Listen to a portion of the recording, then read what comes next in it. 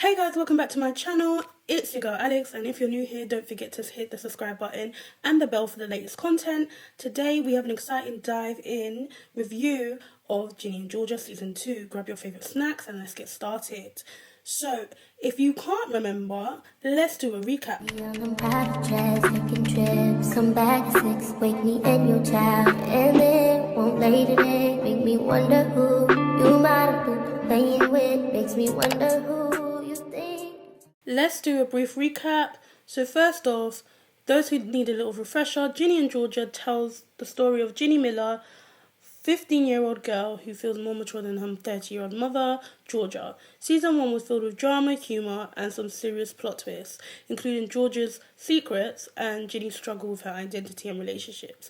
Now, jumping into Season 2, we've seen the trailers and we can expect the stakes are higher than ever. The acting is so much better and it is more depth to this TV show.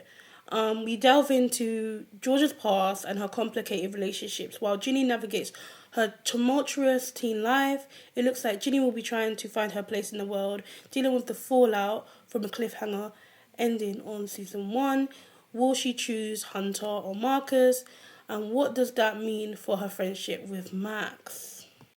At the end of Season 1, we see that Abby reveals that Ginny and Marcus have done more than just kiss, and that angers Maxine, and Maxine gets very angry and stops talking to Ginny. And then Hunter happens to, walk out as well and sees them all standing in the hallway, and he finds out that she had kissed Marcus, and I think he throws a punch at Marcus. I'm not quite sure. I can't remember what happened because I watched this last year. But that was kind of wild. It was all kind of wild, and they all kind of shunned her out of Mang.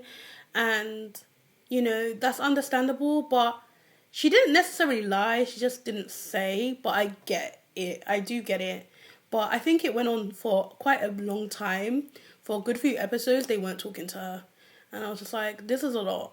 Back in the first season though, I would like to say that Abby is very much not a nice person because she and Nora were like shoplifting, and then obviously Ginny got racially profiled, and then none of the other girls' bags were checked and Ginny's bag was checked, and the employee denies that the other girls stole and stuff like that. So I think that was a good way of showing racial profiling within this show. I think that was a good way of showing it as well. And then Georgia gets called, and Georgia, I think, pays for the item or whatever else. I want to talk about the character Bracia, and I feel like I don't like when shows use a stand-in character to show and reflect someone's like identity, because I feel like what happened with Bracia as a character, it was like she was used as a mirror to Ginny when she wasn't getting along with Mang. And because she wasn't getting along with Mang, and her father Zion told her like, oh yeah, maybe she needs more black friends, so she needs to be more around black people and whatever else, and she needs to like learn her identity and culture. I think that threw Ginny into a perspective of trying to find out what it means to be black and in this society. And so the first thing she did was to go find Bracia and hang around with her, and even like when they have like the photo shoot and stuff like that. But these are things she wouldn't have done had she been friends with Maxine, Abby and Nora. That's probably not something she would have done. And so I think exploring that side of it, and also her black side of her family saying, oh, that they didn't get to know her as well as they could have and whatever, because obviously Georgia's past being that Georgia was always on the run for something or the other, living a life that, wasn't necessarily safe for Ginny. But it's so interesting how her and Bracia explore her identity as well, as being a mixed race person. And I think that it takes that very intricately and it explores it in depth, and I hope in season 3 they'll probably explore that more. Let's touch on the Joe storyline. Okay, so Joe has always been a fan favourite this season. We learned that Joe's connection with Georgia runs deeper than we thought. Flashbacks reveal that they met at a bus station when she was younger, adding layers to their relationship, hinting at lost opportunities. This is undeniable. Their chemistry is undeniable on his side, and they have a love back and forth, chatter, and when they talk, it's just a lovely little back and forth, quite friendly, and it's heartwarming to see that he's always there for her, no matter what, and, even though he didn't get the girl, he is still always there for her, so he wants her in whatever capacity is allowed, like, so if it's he has to settle for friends, he has to settle for friends, if it's more than that, then it's more than that, but I'm so glad that, that is being recognised. He does have a flame for Georgia, and it's very, very obvious. One of the heavier storylines this season involves Abby, which addresses her body image and self-acceptance. She grapples with and struggles with her identity and also her body image. And this storyline is resonated deeply with many, many viewers, tapping into real issues that young women face today and young men.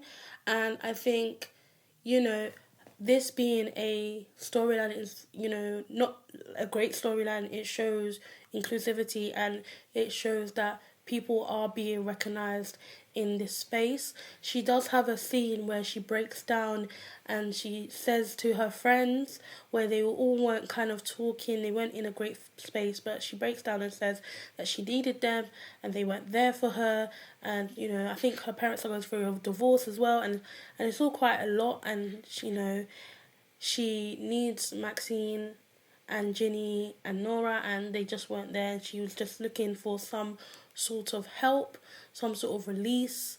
And even when towards the end of the show, when Press realizes that there feels like there's something on her legs because she's wrapped her legs with duct tape, she gets really uncomfortable and starts kind of shunning him and stops kind of talking to him. And so that is also like something that they are exploring in this show, and I think it's really, really good and how they did this.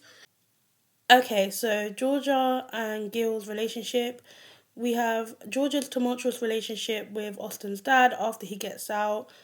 The tension is a lot as Georgia tries to navigate her feelings about him and towards him to protect her family. We see her wrestling with old scars, trying to create a stable environment for Ginny and Austin. In a striking moment, Gil tries to redeem himself, which brings out an intense emotion from Georgia. Can she trust him? The answer isn't clear cut, and it makes for a compelling storytelling. Also, I feel like he was very violent in the past because we see flashbacks, and the flashbacks weren't necessarily great, and she always seems very tense around Gil. It's never a thing of she feels like relaxed and calm like how she is around Zion, and so it's very difficult to see, and obviously the kids love him, but it's like, grappling with the kids love him and she is very uncomfortable. So that is kind of that. The season shares a lot of and on Ginny's self-harm, and we see a moment with Ginny and Georgia where she's like crying to her and asking her did she make her do this or whatever, and then we have a scene of Marcus's mental health depleting, and he's like depressed and he breaks up with Ginny, and that is a big scene, and she doesn't seem to notice that he is getting more and more depressed.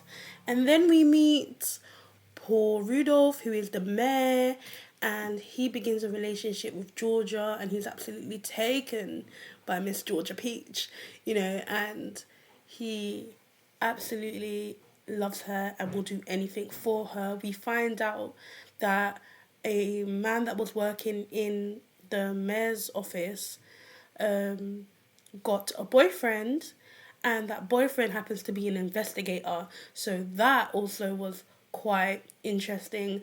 An investigator for the guy that Georgia married, Kenny, who ended up dead.